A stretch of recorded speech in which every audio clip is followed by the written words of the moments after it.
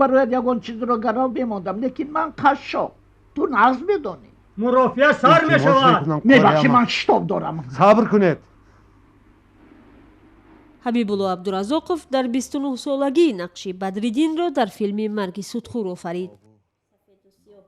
ҳоло ҳунарманди 80 сола бо ёдоварӣ аз рӯзгори гузашта ҳамин нақшро дар ҳаёти ҳунарии худ барҷаста медонад. ин аз соли 1966 премиера шуда буд. то ҳанӯз ҳам дар тамоми ҷаҳон ба англисӣ ҳам тарҷима шуд, ба немисӣ ҳам, ба франсузӣ, ба бисёр забонҳои ҷаҳон тарҷима дублаж шудааст, намоиш медиҳанд. ва телевизиони тоҷикистон, кинотеатрҳои тоҷикистон ҳам то ҳанӯз филми марги судхур актёри бузурги мо зоҳир дӯстматов қори ишкамбаро бозӣ карда буд. ман Садриддин бозӣ мекардам, Бадриддин прообрази худи Садриддин айниро бозӣ мекардам. ҳабибулло ғайри нақши бадриддин дар 31 филми дигар нақш офарид, вале ба қавлаш доим ормони бозии нақши дигареро дар худ мепарварид. масалан филмҳои Феллини, Антониони дар Италия ё дар Франсия, ҳамин чизҳоя ман орзу мекардам нақшҳои аҷоибу ғароибро бозӣ кунам. задану куштану парондан не фалсафӣ бошад. афсӯс ки ин хел чизҳо нарасид. ана ҳозир кардам мумкин, ҳозир илоҷ нест. ҳабибулло абдуразоқов аз заъфи саломатӣ имкон надорад дар саҳнаи театр нақш офарад ва дар лоиҳаҳои синамоӣ ширкат намояд. ӯ вақти худро бештар дар хона бо мутолиаи китобу тамошои душанбеи нав аз айвон сипарӣ мекунад. ӯ акнун барои варақ задани саҳфаи зиндагии пурпечутоби худ ҳам вақти бештар дорад. аз бех бунёд карду дар бораи театри ҷавонҳо ман бунёд кардаму баъд ӯ мисли як хоби ширин аз замоне ёд мекунад ки мардуми зиёд барои тамошои саҳнаҳои театрӣ ва синамо навбат мепоиданд. ҳар як намоише ки мо ба саҳна мегузоштем ё ин як сенсатсия барем. ҳам хеле ба солҳои 50-60 ки ҳама аз котиби якуми цирка Ҷабор Расулов ё Улҷабоев аввал омода намоишро тамошо мекарданд ва касеро ки ба ягон кор таъин мекарданд Расулов ё Улҷабоев саволи якумаш кадом театр будӣ, чия тамошо кардӣ, чия хондӣ.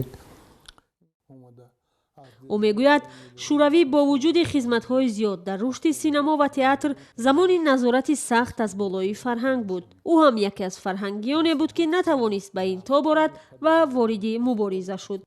оғози соли 1990 бо таъсиси ҳизби демократи Тоҷикистон яке аз аъзоёни аввалини ӯ буд ки мехост мардум солориро дар ҷомеаи тоҷик барпо созанд.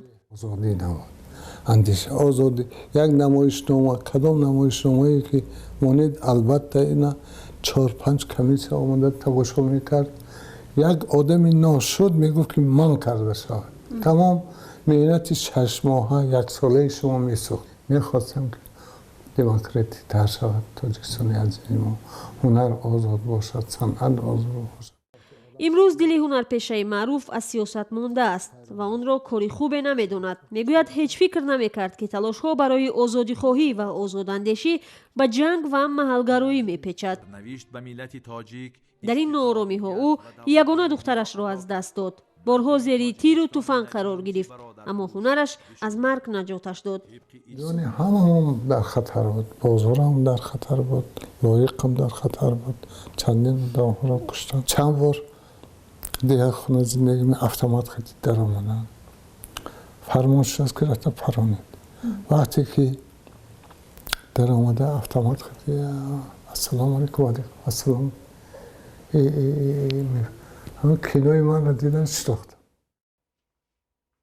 биноан ҳоло ӯ аз фаъолии сиёсӣ ва ҷамъиятӣ фарзандаш барзу бо ташвиш менигарад. гоҳо мавқеи падару писар мухолифӣ ҳам аст, аммо ин ба эҳсоси таборӣ халал намерасонад. аз ҳамин ҷиҳат сиқ ҳастам ки барзу инқадар хизмату инқадар донишу фаросату ақлу худаша дар дигар кишварҳо вай бояд ба миллати худаш хидмат кунад, ба Тоҷикистони азиз. ман аз ин ҷиҳат розӣ нестам. تو همون اثرهای در تئاترها گذار که همون با اثرهای تو مردم تربیت کن. اکنون یا من پیش رم یا آخره امروزه من همین است. باید فقط در ملت خود باید خدمت کرد. حبیبالله عبدالرزاقوف میگوید از اینکه پسری آبرومند چون برزو دارد افتخار میکند. او همچنین با افتخار میگوید همه 5 فرزندش شخصیت‌های با استعداد و دانشمندند. کتاب ادبیاتی نه اینکه تاجیک ادبیات کلاسیکی روس تمام جهان بسیار هوس داشتم و من آزادی میدادم به اونها. فخر میکنم از این. لیکن بسیار آرزو دارم که فرزندها همشون بیان تاجیکستان فقط برای تاجیکستان کار کنند.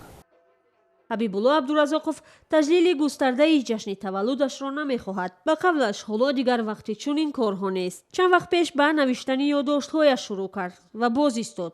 حالا دیگر میخواهد فرصت را برای زندگی و تفکر صرف نماید.